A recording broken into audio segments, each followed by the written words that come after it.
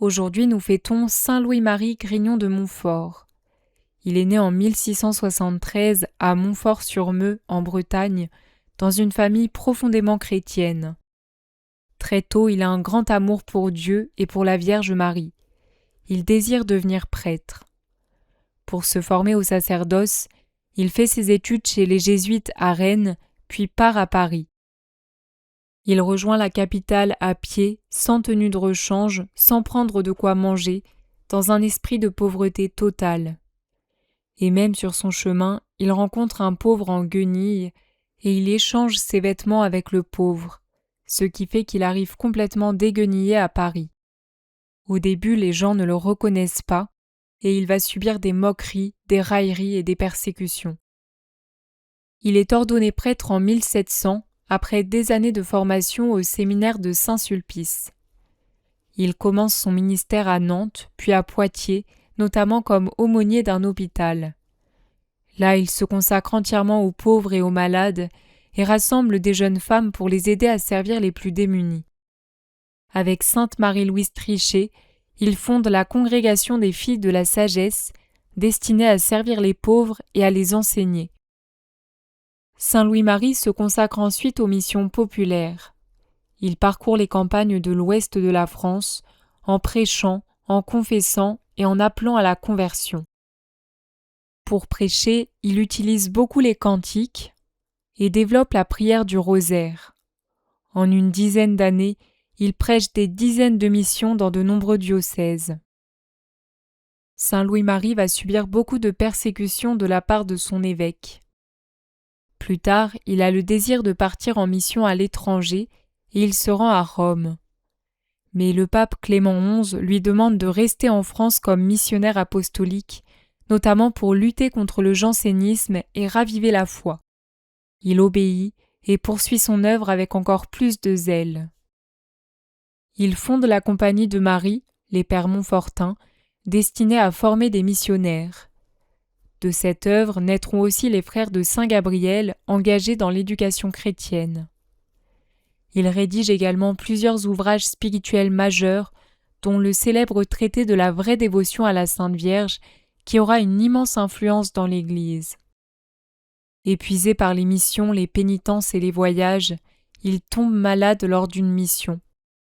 Il meurt d'une pleurésie à l'âge de 43 ans. Pour terminer cette vidéo, je vous lis une prière magnifique de Saint Louis-Marie pour bien se préparer à mourir.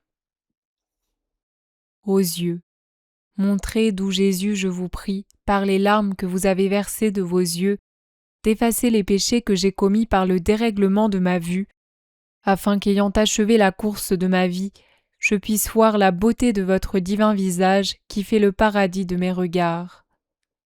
Aux oreilles, montrez d'où Jésus, je vous prie, par la pureté céleste de vos oreilles, de laver l'impureté des miennes, afin qu'à l'heure de ma mort, ne craignant point d'ouïr un arrêt funeste de votre bouche, je me présente avec joie devant votre trône pour recevoir la couronne et pour entendre ces douces paroles. Venez les bénis de mon Père, possédez le royaume qui vous est préparé dès le commencement du monde.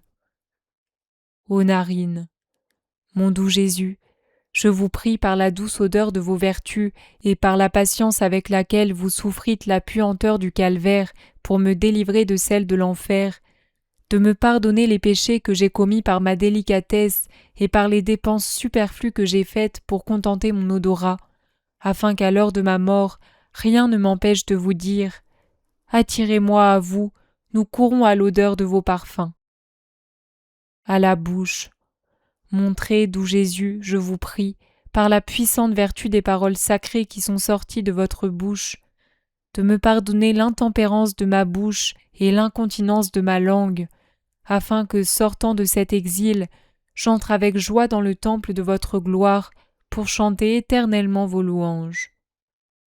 Ô mains, montrez d'où Jésus, je vous prie, par les sacrés plaies de vos mains, d'anéantir tous les désordres des miennes, afin qu'après mon décès, je puisse vous embrasser très étroitement et m'unir à vous pour jamais.